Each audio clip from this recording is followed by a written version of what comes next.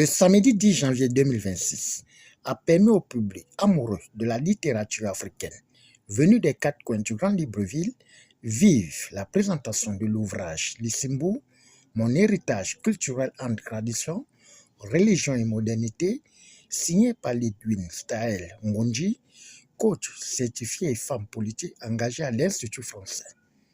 Je me suis dit non, au moins que je ressemble à une Africaine. Je suis en permanence en tenue africaine.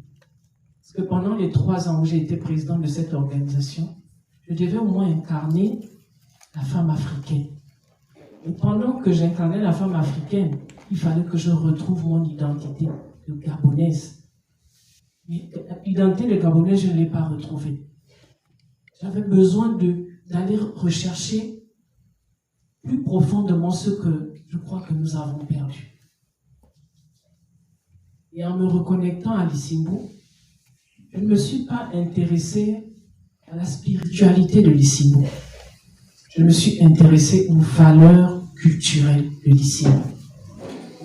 Ma quête identitaire personnelle, qui m'a amené à réaliser que l'éducation de la jeune fille dans la tradition se faisait au travers des rites initiatiques. Et aujourd'hui, nous constatons que les jeunes filles et les jeunes en général sont en perte de repères et en perte d'identité culturelle. Ce livre, c'est premièrement pour mettre en lumière le rite Lissimbo, qui est un rite de ma communauté, qui est en voie de disparition. Deuxièmement, pour déjà moi-même me positionner dans ma propre communauté, après avoir côtoyé plusieurs communautés, avoir vécu en Afrique, en Occident, le fait pour moi de revenir à ma culture me permet de me réapproprier certaines valeurs culturelles.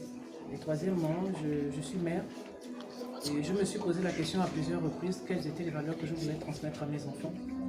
Et me recentrer sur l'essentiel me permet de mieux jouer mon rôle de femme dans la société, mais également de mère et d'épouse. Donc aujourd'hui, c'était pour présenter l'ouvrage au public et lancer officiellement la campagne de dédicace et de vente du livre. Le message essentiel, c'est nous sommes en perte d'identité. Nos enfants sont en manque de repères et nous avons, chacun de nous a la responsabilité de se réapproprier sa culture et de la transmettre à ses enfants, mais également à la jeunesse dans la communauté, parce que nous sommes tous responsables de tout ce que nous déplorons aujourd'hui. Si chacun de nous prenait ses responsabilités dans sa maison, dans sa famille, je pense qu'il y aurait moins de dépravation de mœurs, il y aurait moins de délinquance et de violence comme nous le déplorons aujourd'hui. Après avoir décortiqué l'ouvrage, en dressant la richesse des traditions, plaidant pour la sauvegarde du patrimoine culturel face aux dérives, 2 invités à savoir Solange Kiki et Rosny le stage Swaga ont donné leur avis. Tout un intérêt pour moi de venir donc à ce vernissage qui parle de Lissimbo, un aspect donc de ma culture en tant qu'originaire du Haut-Touboué. Et donc, ce rite, comme présenté par l'auteur, est garant d'une forme de préservation des valeurs notamment féminines, d'où l'intérêt pour moi d'être ici aujourd'hui. Comme il y a un document, il serait donc intéressant de pouvoir s'approprier ou bien s'acheter ce livre pour pouvoir déjà avoir une idée, parce qu'effectivement dans les rites traditionnels, je ne sais pas si tous les rites féminins au Gabon ont été documentés, mais toujours est-il que c'est déjà très bien que les jeunes aient ce support qui permettra sûrement aux jeunes curieux de pouvoir poser des questions aux parents, aux amis et autres. Merci. Nous venons d'assister à la présentation du livre autre autrice, justement parce qu'elle a publié chez nous, donc aux éditions Filiga. Donc en tant que responsable, je loue déjà premièrement l'initiative, c'est qu'elle-même, elle pense à promouvoir son texte, parce que nous, chez nous, aux éditions Filiga,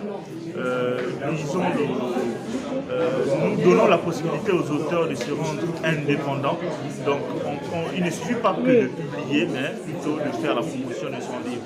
Et à travers son essai, elle souligne là l'importance de la préservation de notre patrimoine culturel et surtout qu'elle parle des valeurs, donc des valeurs éducatives.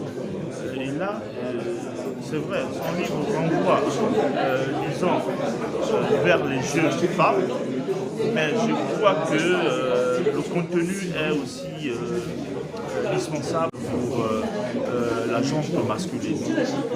Notons que l'Edwin Staël Ngunji s'investit dans le domaine de l'éducation sociale à travers son ONG Femmes Vertueuses et dans le milieu communautaire, en nourrissant engagement et réflexion pour le bien-être social. Au finish, c'est à travers la dédicace de l'ouvrage que ce vernissage a fait tomber son rideau en invitant la population de se rendre à la librairie de l'Assemblée nationale pour un prix de 10 000 francs seulement.